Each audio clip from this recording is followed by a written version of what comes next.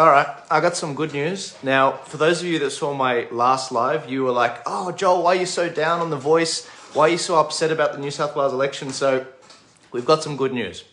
So the good news is, I don't want to speak too soon, but it appears as though there's a chink in the armor of the Voice debate. It looks like the left is almost in full retreat. And it's quite ironic because if you've been following the issues that's been going on in Alice Springs and the violence that's been going on in a lot of these rural communities, alcohol-fueled violence is taking off. And it's really sad to see, but it's really ironic and somewhat hilarious that the left in this country, the Anthony Albanese government, when they came in 2022, after the federal election, they repealed the cashless debit card, which had some restrictions on it, so that when you got payments from the government with regards to, supporting your family, you weren't allowed to use that money to go buy alcohol. You had to buy it for you had to use it to buy certain things like educational equipment for your kids. Now, what's happened is they repealed that card, so people are just getting money that they can spend on whatever they want. So they did that in mid-2022, and now it's come full circle. The alcohol-fueled violence, because of those actions, has come full circle, and the government has to address alcohol-fueled violence, and it's completely debunked their Voice agenda. And it's really funny because the right did nothing. We didn't have to do anything. The left completely screwed themselves up. The Albanese government, I'm going to read some stories out from the news, but it's just astonishing how this happened. Hubris is their downfall. It's so funny because they repealed the cashless debit card as a virtue signal to say, hey guys, we see what's going on in these communities. You don't need the cashless debit card. You can go spend the money on whatever you want, even if it's alcohol. Well, it come full circle, and now they've got egg on their face. So there's 200 people listening live right now. Give this a share, get it out there. I'm being heavily censored. Thank you, Graham Hood, for allowing me to share a lot of these live streams in the lead up to the New South Wales election. These are the stories. So what happened was, it's been coming up a lot in the news, and credit to the news for covering this. There's been a lot of alcohol-fueled violence in these Aboriginal rural communities.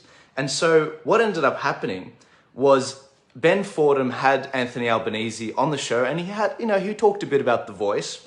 And more recently, one of the Labor MPs, an Aboriginal MP named,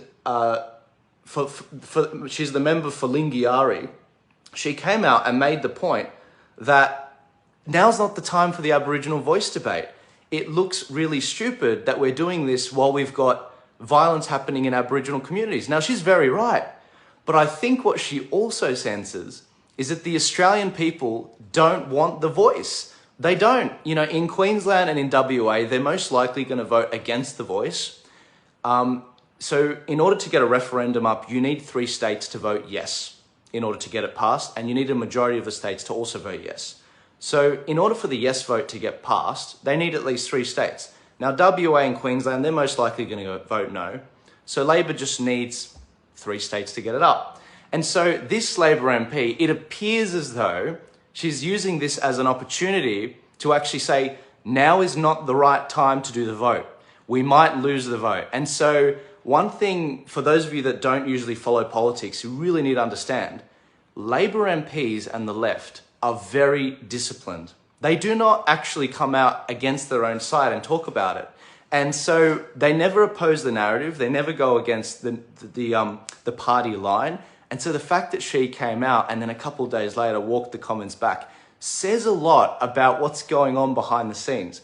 And so I thought this was absolutely hilarious. I was talking with the group last night about this, and it's really ironic, the fact that they tried to do something in these communities to help them, and it's backfired on their major plan for a voice to the parliament. And I've explained the dangers of that. And so while this is bubbling along, Anthony Albanese is being called out. His manhood is being challenged by Peter Dutton, the leader of the Liberal Party. And he's making the point, go to these areas that are riddled with violence. Go talk to them. Go see what the issues are going on the ground. Go to Alice Springs. Anthony Albanese came out in the last few days and he says, no, there's no way I'm going to Alice Springs. I'm too busy. I'm doing this, I'm doing that. And the next thing you know, Anthony Albanese is on a flight to Alice Springs, and that was yesterday. And so what he did when he got there was he had this grand plan to sort of help people with alcohol violence, and as he landed, he rolled one of those out. Meanwhile, and this is all important detail, meanwhile, the mainstream media, like the Sydney Morning Herald, are freaking out that, I'll read what they wrote, the Indigenous voice to the Parliament proposal in danger of defeat. I think there is a chink in the armour. I think they know the Aussie people understand what's going on. The thing is with the referendum is it's not like the federal election and it's not like the Victorian state election. You're given a binary choice, yes or no. There's no preferencing deals. There's no 10 freedom parties or conservative minor parties. It's all a binary. It's all efficient. And the idea that they think that they could win it was ludicrous from the start. I called it last year. I said, there's no way this is going to get up. The Australian people are going to see right through it. And once again, we're seeing that. So happy Australia Day. This is hilarious. That I think that the Voice, I genuinely think it's on its way down. I think they're going to come back with this Voice vote in a little bit more time, but I don't think that they can pass it now. I really don't. I think that they may try to pass legislation to save face because their left wing is going to try and flank them and say, you're not doing enough in the communities, you should have done the Voice vote and whatever. You know, the Greens are going to do that. They're going to always try and outflank Anthony Albanese and pretend to be more left than Anthony Albanese. But this is really interesting. The fact that the media have been holding the government's feet to the fire and even going as far as saying, you're going to lose the vote. I was watching this interesting interview with Anthony Albanese on with Sunrise, and it was really funny because Sunrise were basically saying, what if this fails? Are you going to put legislation forward? You really should put legislation forward. So the media is constantly trying to push for Aboriginal rights, Aboriginal achievements with this, so legislation. But I don't think they're going to be able to get this Voice vote up. And so Anthony Albanese, let's get back to Alice Springs and the violence. He landed in Alice Springs. He's gone there to try and help them with, you know, what's going on in the country. What's going on in the area with alcohol-fueled violence.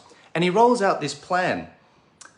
So part of the restrictions on alcohol purchases over there is you're only allowed one alcohol purchase, one transaction between 3 p.m. and 7 p.m. This is from the Herald Sun. In response to the Northern Territory Chief Minister, they announced the limits on takeaway alcohol on Sundays will be extended to bans on Monday and Tuesday. Liquor store hours will be reduced to between 3 p.m. and 7 p.m. only. One transaction per person for the next 3 months. Now, it's not even every day. It's literally, this is going to do jack crap at all. I mean, one transaction a day, one transaction per person between 3 p.m. and 7 p.m. on Sundays, Mondays, and Tuesdays. I mean, you tell me how effective that's going to be. Like, is the transaction only $50? Is it $300? Is it unlimited? I mean, seriously, guys, I mean, this is just ridiculous. The fact that they think that this is going to have an effect, it's a virtue signal. And once again, they're going to go down in flaming ruin. And don't forget this moment. I hate speaking to you guys, you know, directly at you, but remember this moment as a teaching moment. We did nothing for this. We did nothing. They did this. They screwed it up. The art of war. Never interrupt your enemy when they're making a mistake. They're doing that right now. And I think it's really funny because, don't get me wrong, it's really sad about the Aboriginals in these communities. But it's funny about Canberra because they're constantly lecturing to us in other parts of the country. In Canberra, there's such a bubble. They think they know how to solve the world's problems, when in actuality, it's actually quite a complex issue that these areas are facing. And they had the gall to remove the alcohol bans in these communities that were brought in by One Nation and the Liberal Party, the cashless debit card, so you couldn't go spend cash from the government through Centrelink on alcohol. You had to actually spend it on things to feed your family, to educate your kids. Well, they removed that. And as a result, now we're seeing it all coming undone. And so now they're putting bans back on. Now the Voice is in flaming ruins because some MPs, like the MP for Lingiari, is breaking ranks with the Labor Party, which never happens. I mean, this is like, her comments could get her thrown out of the party, losing pre-selection, but she's done that. Who knows what they're saying behind closed doors? So happy Australia Day. Have a great day tomorrow. I hope you all have an excellent one. Remember to give this video a share. Thank you everyone that came out last night in the Upper Hunter. Beautiful people talking about the New South Wales election coming up on the 25th of March.